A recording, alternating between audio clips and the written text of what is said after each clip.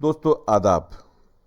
मैं हूं आपका मेज़बान डॉक्टर अमजद अली बाबर। आदाब कबूल कीजिए। चैनल है इसरार उर्दू और आज हम जो पढ़ने जा रहे हैं वो है फैज़ अहमद फैज़ की एक नज़म का उन्वान है निसार में तेरी गलियों पे ए वतन के जहां।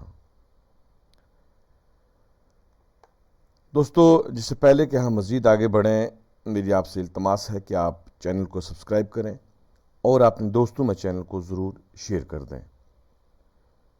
हम पढ़ रहे हैं जम्मू यूनिवर्सिटी का नसाब, बीए सेकंड सेमेस्टर का सिलेबस हमारे सामने है और इससे पहले बीए पार्ट 1 के सेमेस्टर फर्स्ट को हमने पूरा कवर कर लिया था। इसके साथ साथ हम एमए बीए की 6 सेमेस्टर को कवर कर रहे हैं, साथ में एमए के जो है फर्स्ट सेमेस्टर के भी जो है कुछ सेशन यहाँ पे आपको देखने को मिल रहे हैं। लिहाजा जितने भी आपके दोस्त हैं जो जिनको ऐसे निसाब की ज़रूरत है तो प्लीज़ आप उन तक ज़रूर इसको पहुँचा दीजिएगा और अपने तबसरों अपने कमेंट से मुझे रोशनास करिएगा, मुझे आगाह करिएगा। कुछ इसमें तरमीम आप चाहते हैं तो वो भी आप अपने मशवरे दे सकते हैं। नज़म है हमारे सामने निसार में तेरी गलियों पे ए वतन के जहां, फैज़ अहमद फैज़ की। फैज़ 13 फरवरी 1911 को पैदा हुए और 20 नवंबर 1984 को इनका विसाल हुआ। आप जानते हैं कि फैज़ अहमद फैज़ तरक्की पसंद शायर हैं और ऐसा तरक्की पसंद शायर जिसने क्लासिकी और कदीम रवायात से अपना दामन नहीं छोड़ा, बल्कि ये कहा जाता है कि फैज़ ने पुराने पैमाने में नई शराब डालकर पी। फैज़ अहमद फैज़ तरक्की पसंद होते हुए भी नाराबाजी करते नज़र नहीं आते। फैज़ जज्बाती बात, फैज़ बड़ी से बड़ी बात बड़े धीमे लहजे में कह जाते हैं, बड़े मुलायम अल्फाज में कह जाते हैं और कारी या सामे बाद में सोचता रहता है कि ये शख्स क्या कह कर चला गया। आज हम देखेंगे कि निसार में तेली गलियों पर, किसकी गलियों पे? वतन की गलियों पे। ए वतन के जहां, ए मेरे वतन के जहां, मेरे वतन तू जिस जहां में है, मैं उन गलियों पे कुर्बान। पहले हम देखेंगे इसके मुश्किल अल्फाज के माने पहले बंद के। मैं पहले भी आपको कह चुका हूँ कि नज़म और गज़ल में ये है कि गज़ल में हर शेर की तशरीह जो है वो अलग से होती है, नज़म में एक तसलसल होता है। लेकिन चूँकि जो हमारे सामने ये नज़म है फैज़ अहमद फैज़ की, ये मुसद्दस की शक्ल में है, यानी इसमें 6 मिसरे हैं हर बंद में, तो एक एक बंद की हम अलग से तशरीह करेंगे और नज़म के बंदों में भी एक दूसरे में एक तसलसल होता है। लेकिन गज़ल में इसके अलावा है वहाँ हर शेर एक अकाई होता है, हर शेर की आप अलग से तशरीह करते हैं, हर शेर एक अलग मौजू रखता है। पहले बंद पे आते हैं।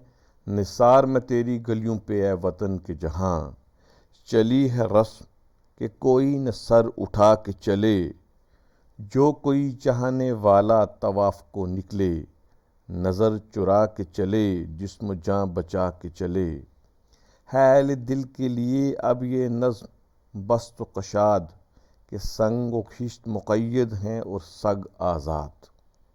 अब मुश्किल अल्फाज के माने आप ध्यान से देख लीजिए। निसार होता है कुर्बान हो जाना,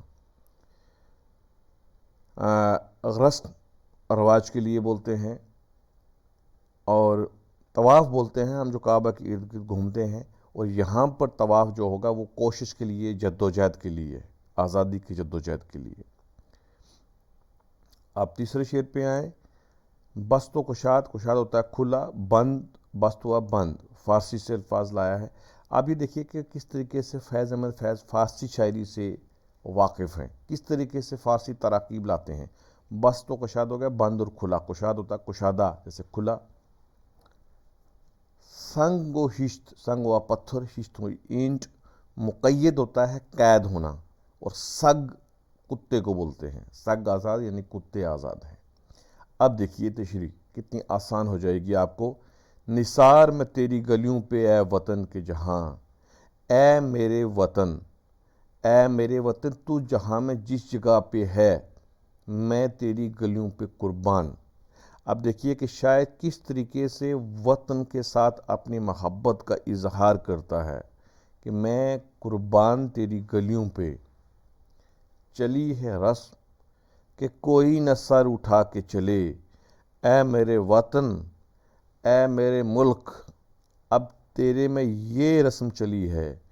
رسم سے مراد کہ یہ حکم ہوا ہے، چونکہ انگریزوں کا یہ آرڈر ہے کہ یہاں آپ کوئی سر اٹھا کے نہ چلے۔ اب سر اٹھا کے نہ چلنا ایک محاورہ ہے، کوئی سر اٹھا کے نہیں چل سکتا یا سر اٹھا کے چلا کریں، یعنی کوئی عزت سے نہیں چل سکتا، کوئی اپنی آزادی سے نہیں چل سکتا۔ اور انگریز کی جو ہے اس وقت دبدبا، حکمرانی، بربریت اس مصرے سے ٹپکتی نظر آ رہی ہے کہ اب یہاں ایسا نہیں ہے، رسم چل گئی ہے کہ سر کو نیچے رکھ کر چلیں، اٹھا کر نہ چلیں، یعنی جیسا ہم کہتے ہیں ویسا مان کر چلیں، جیسا ہم غلط کہیں صحیح کہیں، ہماری بات مان کر چلیں۔ تیسرے مصرے پہ آئیں، جو کوئی چاہنے والا، یہ دیکھیں، جو کوئی چاہنے والا طواف کو نکلے، چاہنے والا کس کو؟ وطن کو۔ جو کوئی وطن کو چاہنے والا طواف کو نکلے، کہ وہ اگر کہیں نکلتا ہے، کہیں گھومنے کے لیے نکلتا ہے، یا کہیں کسی جد و جہد کے لیے نکلتا ہے، کسی کوشش کے لیے نکلتا ہے، تو اس کو یہ حکم ہے کہ نظر چرا کے چلے، جسم جاں بچا کے چلے، کہ وہ اپنی نظر جو ہے چرا کے چلے، یعنی چھپا کے چلے، وہ نظروں سے نظریں ملا کر نہ چلے، اس کو نظروں میں نظریں ڈالنے کا حکم نہیں ہے، اور وہ اپنی جان بچا کے چلے، وہ کوئی ایسی حرکت نہ کرے کہ جس کی وجہ سے اس کو اپنی جان گنوانی پڑے۔ اور پہلا بند پڑھ رہے ہیں ہم، ہے دل کے لیے اب یہ نظم بس و کشاد، کہ سنگ و ہشت مقید ہیں اور سگ آزاد۔ اب دیکھیے کیا مصرع کہہ دیا ہے، اہل دل کے دل والوں کے لیے یہ نظم کیا ہے؟ بس و کشاد ہے، بند بھی ہے اور کھلی ہوئی بھی ہے۔ اس میں بہت سی باتیں بند ہیں اور بہت سی باتیں بند کر دی گئی ہیں، اور کشاد ہیں کہ بہت سے اہل دل کا دل کھولیں گی اور یہ ان کو بتائیں گی، اس بات سے واقفیت کروائیں گی، روشناس کروائیں گی کہ حقیقت میں انگریز کیا کر رہا ہے، کہ سنگ و ہشت مقید ہیں۔ اب کمال یہ دیکھیے کہ سنگ و ہشت میں آپ کو بتا چکا ہوں کہ اینٹ اور پتھر وہ مقید ہیں، یعنی اینٹ اور پتھر جو ہیں وہ قید ہیں، اور سگ آزاد، اور کتے آزاد کیے ہوئے ہیں۔ اب کتوں سے بچنے کے لیے ہم اینٹ اور پتھر مارتے ہیں ان کو، لیکن یہاں پر شاعر فیض احمد فیض یہ کہتے ہیں کہ کتے تو آزاد ہیں۔ اب سمجھ رہے ہوں گے کہ کتوں کا اشارہ کس کی طرف ہے؟ جو ملک کے اوپر قبضہ کیے ہوئے تھے، اور سنگ و ہشت جو ملک سے محبت کرنے والے، چونکہ وہ اپنے اظہار جذبات کا اظہار کرتے تھے، اور وہ اظہار پتھروں کی شکل میں بھی ہوا، وہ مارچ پاس بھی ہوئے، اس میں پروٹیسٹ بھی ہوئے، کہ وہ اب مقید ہیں کہ ہم کتوں کو نہیں روک سکتے۔ اب دیکھیے کتے جیسا لفظ کہہ دیا، لیکن ہمیں احساس ہی نہیں ہوتا کہ کتا استعمال کر دیا۔ اگر کسی اور شاعر نے کیا ہوتا تو ہمیں کتا بالکل صاف کتا نظر آتا، لیکن یہاں پر کمال کر دیا فیض احمد فیض ہے، اور یہ صرف فیض احمد فیض ہی کر سکتے تھے کہ کون آزاد ہے اور کس طریقے سے اس کو آزاد رکھا گیا ہے۔ یہ نظم بتائے گی کہ کیا کیا ہوا تھا۔ یہ پہلا بند ہے، امید ہے کہ آپ کو جو ہے یہ سمجھ آ گیا ہوگا۔ اب چلتے ہیں ہم دوسرے بند پر۔ آپ دیکھیے کہ بہت ہے ظلم کے دستے بہانہ جو کے لیے، جو چند اہل جنوں تیرے نام لیوا ہیں، بنے ہیں اہل حفظ مدعی بھی منصف بھی، کسے وکیل کریں کس سے منصفی چاہیں، مگر گزارنے والوں کے دن گزرتے ہیں، تیرے فراق میں یوں صبح و شام کرتے ہیں۔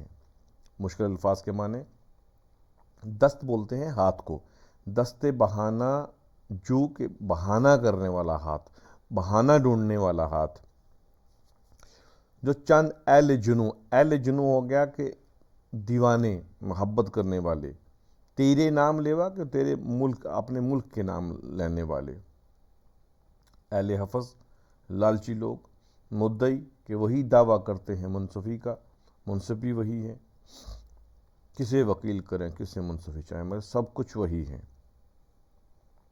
تیرے فراق یعنی تیری جدائی میں، تیسرے شعر کے جو ہے آخری مصرے میں آیا ہے۔ اب دیکھیے شاعر کہتا ہے کہ بہت ہے ظلم کے دستے بہانہ جو کے لیے، جو چند اہل جنوں تیرے نام لیوا ہیں، کہ یہ بہت ہے ظلم کے دستے بہانہ جو کے لیے، کہ یہ بہت ظلم ہے بہانے ڈھونڈنے والے ہاتھ کے لیے، کہ وہ طرح طرح سے ظلم ڈال رہا ہے۔ وہ ہماری قوم پر، ہندوستانی قوم پر طرح طرح سے بہانے بنا بنا کے ظلم ڈال رہا ہے۔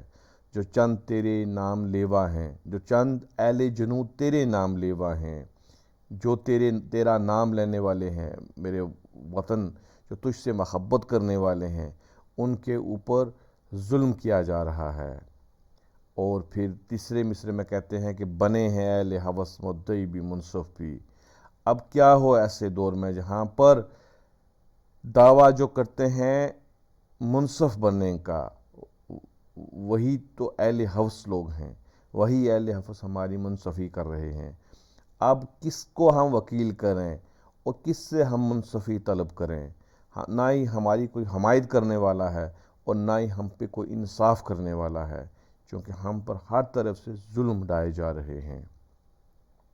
اور تیسرے شعر میں کہتے ہیں مگر گزارنے والوں کے دن گزرتے ہیں، تیرے فراق میں یوں صبح و شام کرتے ہیں۔ اگرچہ کہ ہمارے ساتھ انصاف نہیں ہو رہا ہے، اگرچہ کہ ہماری کوئی سننے والا نہیں ہے، ہمارا وکیل کوئی نہیں ہے، ہمارا حمایتی کوئی نہیں ہے، لیکن جن کے دن گزر رہے ہیں ان کے دن گزرتے جا رہے ہیں، اور تیری جدائی میں، تیرے فراق میں ہم اسی طریقے سے صبح و شام جو ہے اپنی زندگی گزار رہے ہیں، صبح و شام کاٹ رہے ہیں، لیکن تیرے فراق میں، تیرے ہجر میں، تیرے دکھ میں ہمارے دن گزر رہے ہیں۔ چلیے جی تیسرے بند پہ، بجھا جو روز نے زندہ تو دل یہ سمجھا ہے، کہ تیری مانگ ستاروں سے بھر گئی ہوگی، چمک اٹھے ہیں سلاسل تو ہم نے جانا ہے، کہ اب سحر تیرے رخ پر بکھر گئی ہوگی، غرض تصور شام و سحر میں جیتے ہیں، گرفت سایہ دیوار و در میں جیتے ہیں۔ اب دیکھ لیجئے مشکل الفاظ کے معنی۔ روزن زندہ، زندہ ہوتا ہے قید خانہ، روزن کہ جو وہاں کا روشن دان ہے یا چراغ کے لیے، کہ جب وہ بجھا، اس کا زندہ کا چراغ جب بجھا تو ہم نے سمجھا تیری مانگ، اپنے ملک کی مانگ کے لیے کہا ہے کہ وہاں ستارے آگے ہوں۔ سلاسل ہوا ہتھیار، اور کوئی اس میں لاسٹ مصرے میں ہے گرفت سایہ دیوار، دیوار و در، گرفت سایہ دیوار و در، یعنی دیوار و در کی سایہ کی گرفت میں، یعنی قید میں، ہم اس سے باہر نہیں جا سکتے۔ تیسرے مصرے میں جو دیوار و در ہیں ان کے سائے کی قید میں، ان کی گرفت میں ہم اپنی زندگی گزار رہے ہیں، تیسرے مصرے میں ہے۔ اب ہم آئیں گے دوبارہ اس پہ، بجھا جو روز نے زندہ تو دل یہ سمجھا ہے۔ یہ نظم آپ جانتے ہیں، میں ایک بات بتانا بھول گیا کہ یہ نظم 1952 جو راولپنڈی کیس ہوا تھا اس کے بعد لکھی گئی تھی، اور فیض احمد فیض اس وقت جیل میں تھے، ان کو قید میں ڈال دیا گیا تھا، ان پہ بہت سے الزام تھے ان پہ اور بہت سے ان کے احباب پر، تو یہ نظم جیل میں لکھی گئی تھی۔ تو یہ وہ والا سمے ہے کہ شاعر وہاں سے جیل سے بیٹھ کے ایک تصور کر رہا ہے کہ حقیقت میں کیا ہے۔ اب چونکہ وہ زندہ میں ہیں، جیل میں ہیں، تو شاعر یہ کہتا ہے، فیض یہ کہتا ہے بجھا جو روز نے زندہ تو دل یہ سمجھا ہے، یعنی کہ جب زندہ میں اندھیرا ہو گیا، جب چراغ بند ہو گئے، روشنی آنی بند ہو گئی، تو ہمارا دل یہ بات سمجھنے لگا، ہمارے دل نے یہ سمجھا کہ تیری مانگ ستاروں سے بھر گئی ہوگی۔ اب مانگ کا لفظ لائے ہیں، عام طور پر مانگ ہم لاتے ہیں جہاں سندور ڈالا جاتا ہے، جیسے عورتیں اپنی مانگ بھرتی ہیں، تو یہاں مانگ وطن کے لیے کہہ رہے ہیں کہ میرے وطن، ہم تو جیل میں ہیں، اندھیرے میں ہیں، لیکن ہمیں یقین ہے کیونکہ اب اندھیرا ہو چکا ہے، اب تیری چھت پہ، تیرے آسمان پر کہیں ستارے نکل آئے ہوں گے، اور وہ تیری خوبصورتی جو ہے اور اس کو نکھار دی ہوگی۔ چمک اٹھے ہیں سلاسل تو ہم نے جانا ہے، کہ اب سحر تیرے رخ پہ بکھر گئی ہوگی، اور جب یہ سلاسل جو ہیں یہ چمک اٹھے ہیں، اب جو یہ ہتھیار جو ہیں یہ چمک رہے ہیں، تلواریں چمک رہی ہیں، ہم جو ہے ہمارے احباب اور رفقا پر ظلم کے لیے، تو ہم یہ سمجھ رہے ہیں کہ اب سحر یعنی اب صبح تیرے رخ پر بکھر گئی ہوگی، کہ اے وطن اب تجھ پہ صبح آ چکی ہوگی، اب سورج روشن ہو چکا ہوگا، سورج کی کرنیں آ چکی ہوں گی۔ غرض تصور شام و سحر میں جیتے ہیں، کل یہ کہ ہم یہی تصور کر کے شام و سحر کے ایک تصور لے کر کہ وہاں شام ہوئی ہوگی، میرے وطن میں صبح ہوئی ہوگی، میرے وطن کی شام کتنی خوبصورت ہوگی، میرے وطن کی صبح کتنی نرالی ہوگی، کتنی تر و تازہ ہوگی، یہ تصور لے کر ہم زندگی گزار رہے ہیں، اور گرفت سایہ دیوار و در میں جیتے ہیں، لیکن ہم صرف اسی قید میں، دیوار و در کی گرفت میں، اسی کی قید میں جو ہے اپنی زندگی گزار رہے ہیں۔ یہ فیض کی اس دور کی جیل کی نظم کا بہترین جو بند ہے، اس میں اس نے فیض نے اپنا تصور جو ہے تصور قید میں کہہ سکتا ہوں وہ یہاں پر بیان کیا ہے۔ اب مجھے لگتا ہے 2 بند رہ گئے ہیں، وہ ہم ختم کریں گے یہیں پہ۔ یوں ہی ہمیشہ الجھتی رہی ہے ظلم سے خلق، نہ ان کی رسم نئی ہے نہ اپنی ریت نئی، یوں ہی ہمیشہ کھلائے ہیں ہم نے آگ میں پھول، نہ ان کی خار نئی ہے نہ اپنی جیت نئی، اسی سبب سے فلک کا گلہ نہیں کرتے، تیرے فراق میں ہم دل برا نہیں کرتے۔ پیارے طلبہ، پیارے دوستو، آپ دیکھیے شاعری کا مزاج اور شاعری کا لیول دیکھیے آپ کہ کس طریقے سے فیض نے کیا کیا کہہ دیا، کتنے پیار سے کہہ دیا، اور سوچنے کے بعد سمجھنے کے بعد ہم وہاں پہنچیں گے کہ بہت کچھ کہہ دیا۔ پہلے مشکل الفاظ کے معنی دیکھ لیں، اس بند میں کوئی خاص مشکل الفاظ تو نہیں ہے، لیکن بہت دور تک ہمیں فیض اس میں لے کے چلے جاتے ہیں۔ کہتے ہیں یوں ہی ہمیشہ الجھتی رہی ہے ظلم سے خلق۔ اب جب ظلم دیکھ لیا کہ انگریز بہت ظلم کر رہا ہے، ہماری قوم کو پر قید و بند لگا دی ہے، جو کوئی آواز اٹھاتا ہے اس کو اٹھا کے جیل میں ڈالا جا رہا ہے، تو فیض دل کو حوصلہ دیتے ہیں، اپنے دوستوں کو تسلی دیتے ہیں کہ یوں ہی ہمیشہ الجھتی رہی ہے ظلم سے خلق، کہ یہ آج کی بات نہیں ہے، یہ ظلم کے ساتھ خلق جو دنیا ہے یہ ایسے ہی الجھتی رہی ہے، ہمیشہ جب سے تاریخ دنیا کی ہے، جب سے دنیا کا نمود ہوئی ہے، تب سے یہ سلسلہ چلتا رہا ہے کہ دنیا پر ظلم ہوتے رہے ہیں، اور ایک طرف ظلم اور دوسری طرف ظلم کے خلاف آواز کرنے والے ہمیشہ رہے ہیں، اور اس کا سلسلہ ہم جب سے آدم علیہ السلام آئے ہیں تب سے اگر دیکھ لیں، حق اور شر کی لڑائی تب سے رہی ہے۔ حضرت ابراہیم علیہ السلام کو تب بھی آگ میں ڈالا گیا، نمرود تب بھی تھا، فرعون تب بھی تھا، اور پھر اس کے بعد آپ چلتے آئیے آگے تاریخ کے حوالے سے، آپ دیکھ لیجئے کہ کربلا کی جنگ تب بھی ہوئی، یزید تھا، ایک طرف حسین تھا، ایک طرف حق تھا، ایک طرف ظلم تھا، اسی طریقے سے یہ جنگیں ہوتی آئی، اور یہ نئی بات نہیں ہے، یہ ہمارے لیے بھی یہ رسم نہیں ہے، ان کے لیے بھی یہ کوئی ریت اور رواج نیا نہیں ہے۔